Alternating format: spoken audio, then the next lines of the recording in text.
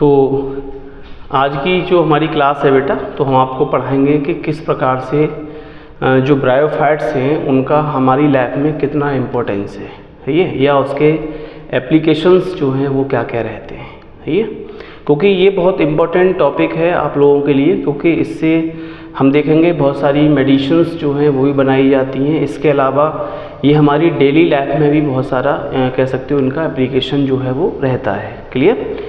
तो हम लोग हमारा जो आज का टॉपिक रहेगा उसमें हम लोग डिस्कस करेंगे इम्पोर्टेंस ऑफ द ब्रायोफाइट्स। तो यहाँ देखेंगे हम लोग इम्पोर्टेंस ऑफ ब्रायोफाइट्स।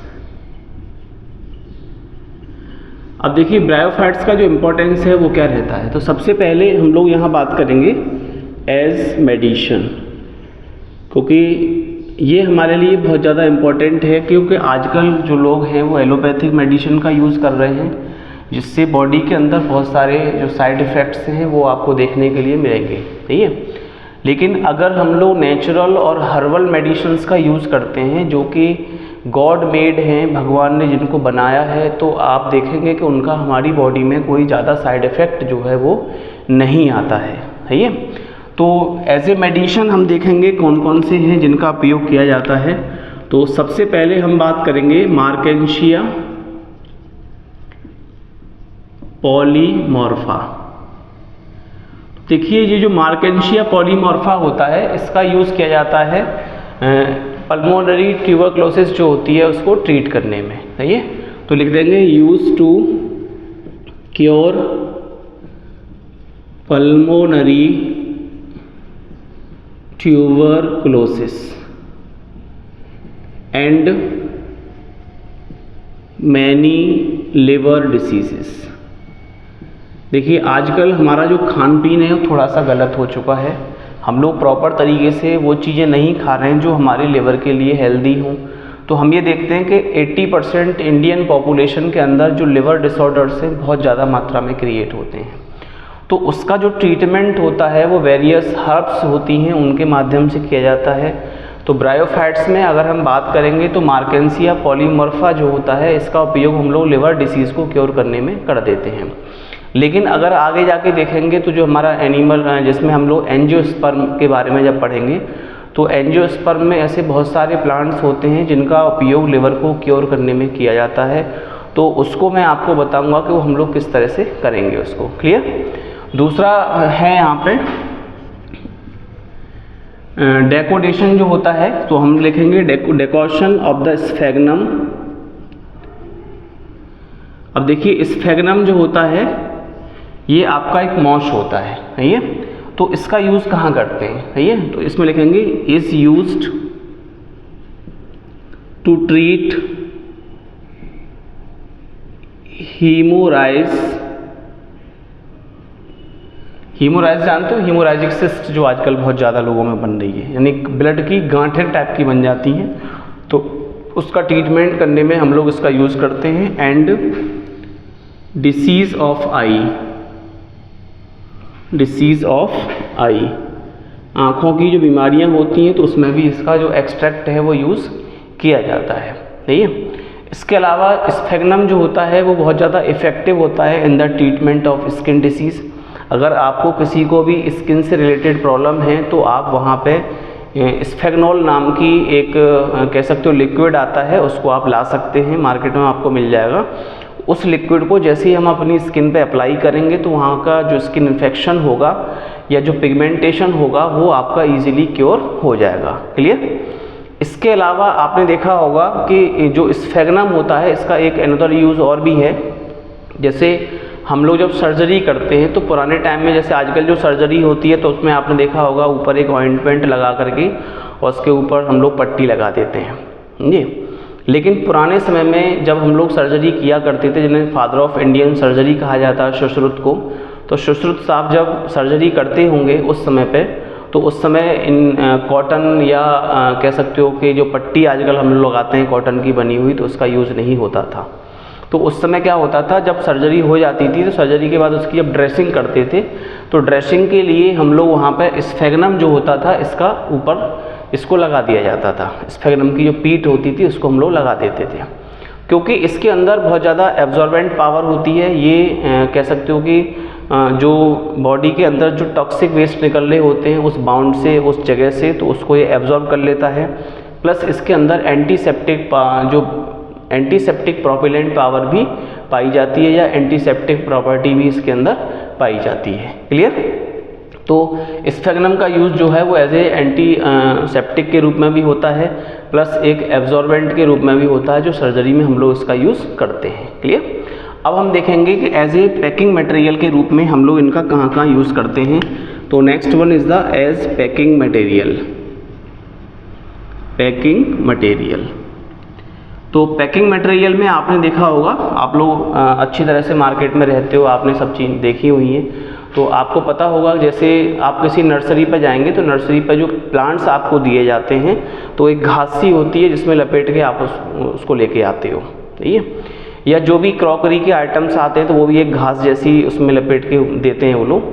तो ये जो लिविंग चीज़ें होती हैं जिसको हम लोग कहते हैं लिविंग प्लांट्स हो गया, या कटे हुए फ्लावर्स हो गए, या वेजिटेबल्स हो गई, या फ्रूट्स हो गए, तो उनको जिस घास जैसे चीज़ में लपेट के आपको दिया जाता है that is known as the sphagnum, हम उसको स्फेग्नम कह देते हैं। सही है, वो स्फेग्नम पीट होती है जिसका उपयोग हम लोग पैकिंग मटेरियल के रूप में करते हैं लिविंग प्लांट्स के लिए, कट फ्लावर के लिए, वेजिटेबल्स के लिए, या फ्रूट्स के लिए। सही है, तो ये आपको समझ में आ गया होगा packing material. Next one is the as food. अगला है एज फूड, यानी हम लोग खाने के रूप में कैसे इसको यूज़ करते हैं। सही है, तो खाने के रूप में सबसे ज़्यादा जो यूज़ करने वाला ब्रायोफाइट्स होता है that is known as the sphagnum. Sphagnum होता है जिसको फेमिनिन फूड इन चाइना में इस्तेमाल किया जाता है। सही है, तो आपको ध्यान रखने का used as famine food in China. तो मैं यहाँ पहला पॉइंट आपको लिखता हूँ एज फूड में, तो यहाँ लिखेंगे used as famine food in China, यानी चीन के अंदर इसको फेमाइन फूड के अंदर इस्तेमाल किया जाता है। दूसरा आप देखेंगे जैसे एक होता है ब्रायम, जी एक क्या होता है ब्रायम, ब्रायम है, पॉलीट्राइकम है, पॉलीट्राइकम जी। तो ये दो ऐसे कह सकते हो कि ब्रायोफाइट्स होते हैं जिनका यूज़ हम लोग करते हैं as a chief diet of Norwegian chicks. जो नॉर्वेजियन जो चिक्स होते हैं उसको खाने के रूप में उसकी डाइट के रूप में हम इनका यूज़ करते हैं ब्रायम और पॉलीट्राइकम का। सही है, इसके अलावा कुछ बर्ड्स जैसे आपने देखा होगा बर्ड्स होते हैं, इंसेक्ट्स होते हैं, तो ये लोग क्या करते हैं जहाँ भी ये ब्रायोफाइट्स जनरेट हो रहे होते हैं तो ये इनकी गैमीटोफाइट जो स्टेज होती है वो काफ़ी सॉफ्ट होती है और न्यूट्रिशनेबल होती है, तो ये वहाँ पे उसको यूज़ करते हैं एज ए फूड। ठीक है, अब यहाँ तक आपने पढ़ा फूड के रूप में, आपने देखा किस तरह से हम लोग इनका यूज़ कर रहे थे। अब हम देखेंगे कि इकोलॉजिकल इम्पोर्टेंस इनका हमारी लाइफ में क्या रहता है, क्योंकि मैंने आपको पहले बताया था कि ये फर्स्ट लैंड प्लांट्स थे जिनको एम्फीबियन प्लांट्स के नाम से जाना गया। तो इनका इकोलॉजिकल इम्पोर्टेंस कितना है, तो लिखेंगे as ecological importance, ecological importance. अब देखो थोड़ा इकोलॉजी के बारे में पढ़ते हैं। इकोलॉजी तो पता ही होगा आपको जी, तो हम इसमें देखेंगे कि जो इकोलॉजी होती है उसमें जैसे कोई स्टेराइल लैंड है जी, तो स्टेराइल लैंड पे ये क्या करेंगे, वहाँ पे जो मिट्टी होगी जिसके अंदर स्टेराइल लैंड क्यों है ये आपको पता होना चाहिए, क्योंकि मिट्टी के अंदर जब बहुत ज़्यादा मात्रा में सॉल्ट्स जो होते हैं वो प्रेजेंट होते हैं तो वो इनफर्टाइल लैंड होती है जिसमें कोई भी प्लांट जो है वो जनरेट नहीं हो सकता। सही है, तो सबसे पहले वहाँ पे क्या होता है, हम लोग पानी की लॉगिंग कर देते हैं जिसकी वजह से वहाँ पे ब्रायोफाइट्स जो है वो जनरेट होते हैं। उसके बाद क्या होता है, ये वहाँ पे एक कॉलोनी जो है वो डेवलप कर लेते हैं। कॉलोनी डेवलप करने के बाद ये मिट्टी से वाटर और न्यूट्रिएंट्स को एब्जॉर्ब करते हैं। एब्जॉर्ब करने के बाद फिर ये उसको स्लोली रिलीज़ करते हैं, समझे, और रिलीज़ करने के बाद आप देखेंगे कि मिट्टी जो है वो फर्टाइल हो जाती है। सही है, तो एक बेस्ट सॉइल बनाने के लिए इनका उपयोग जो है वहाँ पे किया जाता है। एक इकोसिस्टम को डेवलप करने के लिए या इकोलॉजिकल सक्सेशन को डेवलप करने के लिए ब्रायोफाइट्स का यूज़ वहाँ पे किया जाता है। सही है। दूसरा देखेंगे कि अगर हम रॉकी एरियाज़ में जाते हैं जहाँ पे बड़ी बड़ी चट्टानें होती हैं, तो उन रॉक्स के ऊपर भी ब्रायोफाइट्स जो हैं वो अपनी कॉलोनी को डेवलप कर लेते हैं। फिर रॉक्स के अंदर जो मिनरल्स पाए जाते हैं ये उनको एब्जॉर्ब करते हैं, एब्जॉर्ब करने के बाद फिर उनको डाइजेस्ट करने के बाद रिलीज़ करते हैं, और रिलीज़ करने के बाद हम देखेंगे कि वहाँ पे मिट्टी को ये इस तरह से बना देते हैं जिसके अंदर ऑक्सीजन की क्वांटिटी जो है वो बढ़ जाती है, मिनरल कंपोजिशन अच्छा हो जाता है, जिससे रॉक्स पे भी प्लांट्स जो हैं वो जनरेट होना शुरू हो जाते हैं। सही है। तो ये हमारा रॉक्स का इकोलॉजिकल सिस्टम हो गया कि रॉक्स पे प्लांट जो है वो किस प्रकार से जनरेट होंगे। तीसरी अगर हम लोग बात करते हैं, जैसे कि अगर हम लोग एग्रीकल्चर लैंड की बात करते हैं जी, तो एग्रीकल्चर लैंड में इनका क्या इम्पोर्टेंस है। तो एग्रीकल्चर लैंड में भी हम देखेंगे कि हमारे खेतों के किनारों पे कुछ आपको ब्रायोफाइट्स जो है वो जनरेट मिलेंगे, वहाँ पाए जाएंगे अगर आपके मॉइस्चर जो है वो अच्छा है। तो वहाँ देखेंगे कि ये सॉइल का जो मॉइस्चर है उसको ये मेंटेन करने में हेल्प करेंगे। दूसरी चीज़, ये जो न्यूट्रिएंट्स होते हैं मिट्टी के अंदर जी, जैसे अगर आप किसी फॉरेस्ट में जा रहे हो तो वहाँ पे देखेंगे मिट्टी के अंदर बहुत सारे न्यूट्रिएंट्स होते हैं, तो ये उनकी रिसाइकलिंग को भी करते हैं जी। ये न्यूट्रिएंट्स की रिसाइकलिंग जो होती है वो किसके माध्यम से होती है, with the help of the bryophytes. Clear. उसके बाद अगर आप देखोगे जैसे कि कुछ एरियाज़ ऐसे होते हैं जहाँ पे कि एक साइड जो होती है वो थोड़ा ढलान लेकर है, स्लोप टाइप एरियाज़। तो जो स्लोपिंग एरियाज़ होते हैं वहाँ पे जो एग्रीकल्चर होती है या वहाँ पे जो फॉरेस्टेशन हम लोग किया करते हैं, तो वहाँ पे क्या होता है कि जैसे फॉर एग्ज़ाम्पल फॉरेस्टेशन नहीं हुआ है और वहाँ पे स्लोपी एरिया है, तो जब बारिश पड़ेगी तो जो मिट्टी होगी वो नीचे एरोज होके आ जाएगी जी। तो अगर वहाँ पे ब्रायोफाइट्स को अगर हम लोग डेवलप कर देते हैं समझे, तो जो सॉइल एरोजन है वो रुक जाएगा। जैसे आजकल इटली, जर्मनी ऐसे बहुत सारे कंट्री हैं जहाँ पे कि लोगों ने जो हिल एरिया में जो फॉरेस्ट हुआ करता था उसको काट दिया, डिफॉरेस्टेशन कर दिया। उसके बाद वहाँ पे अब उन लोगों को क्लाइमेटिक कंडीशन जो है बदलती दिखाई दे रही है, तो उन लोगों ने रीफॉरेस्टेशन का प्लान स्टार्ट कर दिया है। तो रीफॉरेस्टेशन के लिए वहाँ पे क्या है, आज की डेट में जो मिट्टी है वहाँ की वो बेकार हो चुकी है, तो सबसे पहले वो लोग क्या कर रहे हैं, आर्टिफिशियली वहाँ पे जो ब्रायोफाइट्स हैं उनको प्लांट कर रहे हैं जी। तो ब्रायोफाइट्स कॉलोनी जब वहाँ डेवलप हो जाएंगी तो फिर मिट्टी जो है वो एकदम फर्टाइल हो जाएगी, वापस न्यूट्रिएंट्स का रिसाइकलिंग हो जाएगा, और उसके बाद आप देखेंगे कि वहाँ पे आने वाले कुछ दिनों के बाद या कुछ वर्षों के बाद वहाँ पे दोबारा से बड़े बड़े प्लांट्स जो हैं वो जनरेट होना स्टार्ट हो जाएंगे। तो यदि आपके आसपास भी जी कहीं कोई इस तरह का एरिया है आपके गांव के आसपास, शहर के आसपास, जहाँ पे कोई प्लांट नहीं है, तो आपको प्लांट का इम्पोर्टेंस समझते हुए इनका उपयोग आप करिए। और ये आपको कहाँ मिलेंगे ये मैं आपको बता देता हूँ। जैसे तालाबों के किनारे जो मिट्टी पाई जाती है, जो जहाँ सैडी एंड मॉइस्ट प्लेसेस होता है, तो वहाँ पे आपको ब्रायोफाइट्स जो है वो मिल जाएंगे। तो वहाँ से आप उस मिट्टी को लेकर के और उस मिट्टी को उन एरिया में डाल दीजिए, जिससे कि इनके जो कह सकते हो जो इनके जैमा हैं या इनकी जो बॉडीज़ हैं ये वहाँ पे पहुँच जाएंगी, दोबारा से फ्रूटिंग बॉडी बनेगी इन द सूटेबल कंडीशन, और फिर आप देखेंगे कि वहाँ पे कह सकते हो कि एक अच्छा जो फॉरेस्ट एरिया है वो आप डेवलप कर सकते हैं। क्लियर।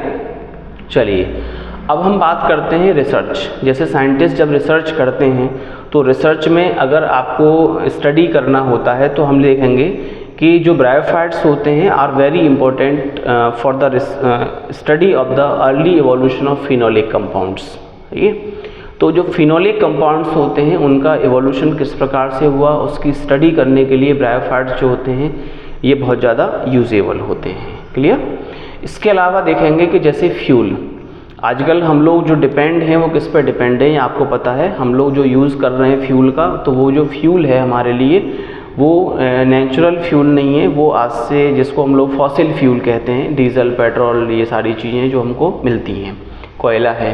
लेकिन आने वाले समय में जब ये फ्यूल ख़त्म हो जाएगा तो फिर हमें फ्यूल के लिए कहीं ना कहीं डिपेंड रहना पड़ेगा। तो इसलिए कुछ कंट्री जो हैं उन्होंने क्या किया है कि जो मॉसेस होते हैं तो मॉसेस का यूज़ जो है वो एज ए फ्यूल करने लगे हैं। समझे।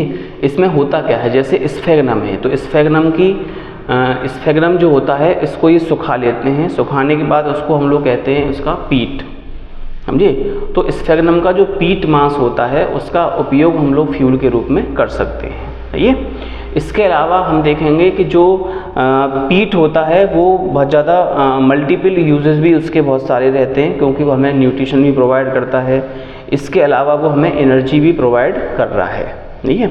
और आजकल तो इतना हो गया है कि जो स्फेगनम का पीट होता है उससे हम लोग एक्सट्रैक्शन करके और जो फ्यूल है वो निकाल रहे हैं, जो हमारे व्हीकल्स में एज ए बायोडीज़ल के रूप में यूज़ किया जा रहा है, ठीक है। अब इसके बाद हम ये देखेंगे कि जो जैसे हमारी जो लैब्स होती हैं, जैसे बायोलॉजिकल लैब होती हैं या केमिकल लैब होती हैं, तो वहाँ पे इनका जो यूज़ होता है वो एज ए फिल्टरिंग एजेंट के रूप में भी हम लोग करते हैं। तो हम लोग नेक्स्ट लिख सकते हैं as filtering agent, filtering agent. अब देखिए फिल्टरिंग एजेंट के रूप में अगर आप देखेंगे यहाँ पे, तो मैं आपको थोड़ा बता दूं, जो ब्रायोफाइट्स होते हैं उनके अंदर एब्जॉर्प्शन पावर पाई जाती है, जैसे मैंने अभी आपको बताया था। ये जो ब्रायोफाइट्स होते हैं उनके अंदर क्या होती है, एब्जॉर्प्शन पावर होती है, इसलिए इसका जो यूज़ है वो फिल्ट्रेशन एजेंट के रूप में किया जाता है, ठीक है।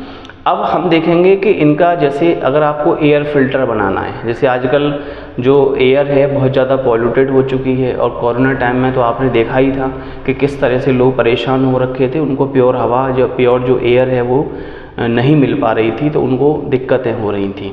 तो अगर आप एयर को प्योरीफाई करना चाहते हैं तो आजकल बहुत सारे कंट्री जो हैं वो एयर प्योरीफायर में ब्रायोफाइट्स का यूज़ कर रहे हैं नेचुरल तरीके से, ठीक है। दूसरा, जैसे आपकी सॉइल है, सॉइल के अंदर मान के चलिए बहुत ज़्यादा टॉक्सिक न्यूट्रिएंट या टॉक्सिक सब्सटेंस जो हैं वो मिक्सअप हो चुके हैं due to the soil pollution की वजह से, तो आप वहाँ पे देखेंगे कि अगर हम ब्रायोफाइट्स की कॉलोनीज़ को उस सॉइल के अंदर डेवलप कर देते हैं, या उसको प्योर करने का तरीका एक तो यही है कि ब्रायोफाइट्स की कॉलोनी उस सॉइल के ऊपर डेवलप कर दी जाए, या दूसरा तरीका ये है कि सॉइल को हम लोग डिज़ोल्व करने के बाद उसको फ़िल्टर करें, ठीक है। तो हम लोग सॉइल के अंदर जो न्यूट्रिएंट्स होते हैं उनको भी हम लोग सेपरेट कर सकते हैं with the help of bryophytes, clear.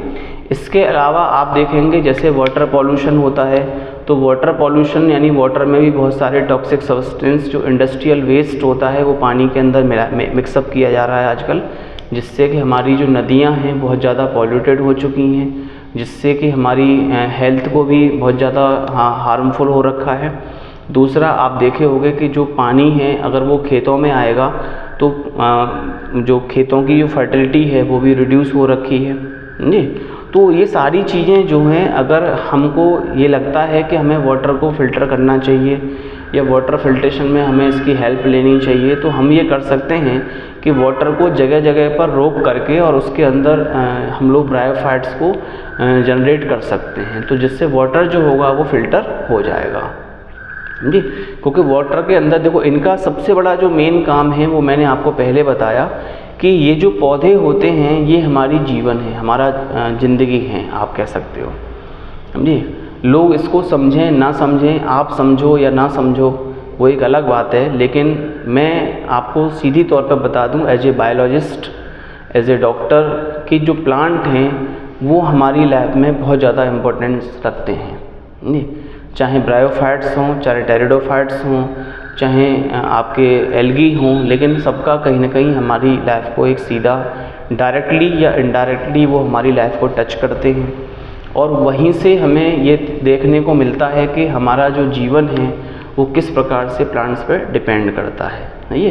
तो मेरा मानना ये है, बाकी आप लोग जैसा सोचते हो वो आप जानो, लेकिन मेरा मानना ये है कि जब तक आप अपने आसपास का इन्वायरमेंट क्लीन नहीं रखेंगे with the help of these all plants, ये तब तक आप बीमारियों से नहीं बच सकते हो, आपको कोई ना कोई डिसीज़ जो है वो होती रहेगी, सही है।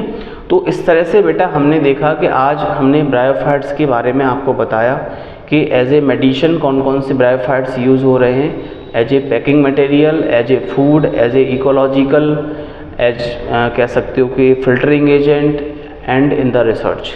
सो there are many areas in which the bryophytes are used in our daily life, clear. अब देखिए कुछ ब्रायोफाइट्स ऐसे होते हैं जिनका उपयोग जो है वो हम जैसे किडनी और गॉल ब्लैडर में जो स्टोन हो जाती है तो उसको रिमूव करने में भी हम लोग कर लेते हैं, सही है।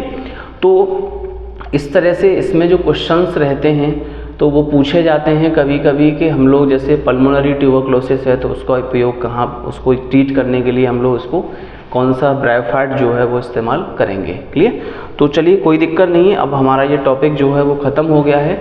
अब हम लोग नेक्स्ट टॉपिक की तरफ बात करेंगे और वो टॉपिक है हमारा टेरिडोफाइट्स के बारे में हम लोग स्टडी करेंगे।